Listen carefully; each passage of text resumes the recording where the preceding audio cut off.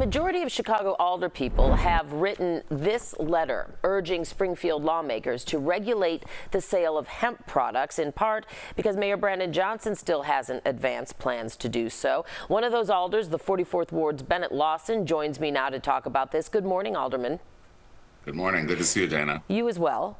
Why are you and your fellow council members, the ones that signed the letter, why are you all pushing to have state lawmakers regulate hemp? And is it truly a safety concern, or is it just a revenue raiser? Well, it's everything. I think first and foremost, this is about public safety and public health, making sure that we understand the products that are on our shelves, those that should be regulated and restricted to those that are 21 and up, just like we do with intoxicating beverages or cannabis.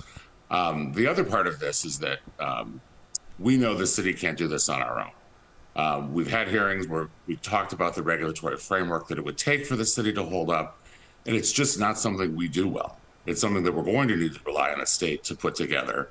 And then we, like we do with alcohol and cannabis, can have additional regulations on time and place and revenue.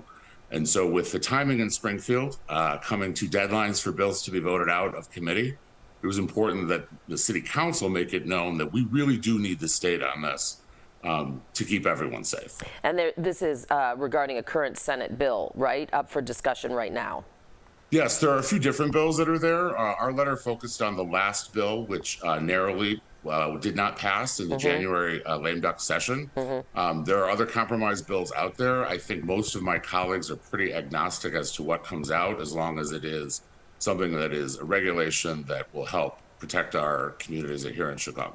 Well, you just mentioned now, you know, similar legislation failed in the lame duck session. So why do you think there would be momentum for it now, statewide? Well, it was very close in the lame duck session. And of course, one of the reasons that's been reported is that the mayor and his team were opposed to that bill, hoping to do something here in Chicago on our own. Part of that's a revenue piece, of course. So it was important for me and my colleagues who have a lot of concerns about this. And I would say there are a lot of people who are very disappointed that the administration took the stance that Chicago can do this on our own. So whether it's this bill or an amendment or some type of compromise, we know Springfield has to do this, and the city has to call on them for their help right now. You know, hemp is, you know, it can be in so many different things, including clothing.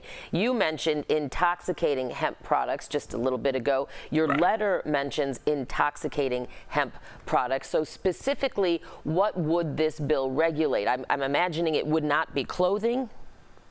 Correct. No one's going after ponchos here, but what we're talking about are those products that have a very similar effect to the cannabis, legal cannabis that we regulate very heavily in the state, should have some type of regulation that's similar.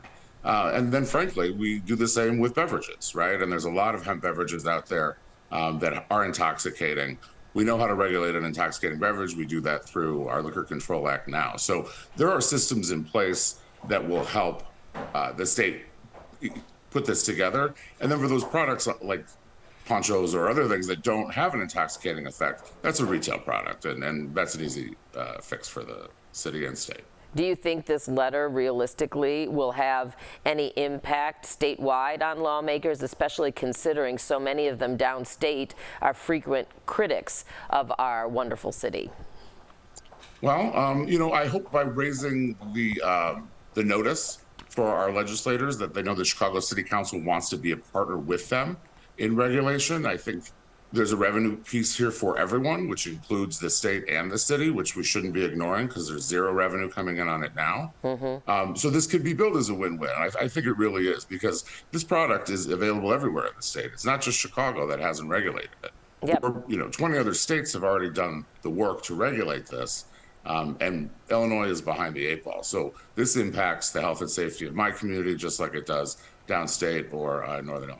All right, well, we'll keep tabs on the bill's progress. We hope that you will also fill us in or alert us to when there might be movement on the bill. But in the meantime, 44th Ward Alderman Bennett Lawson, thank you so much for discussing the letter. Thanks, Dana. Great to be here. All right, take care.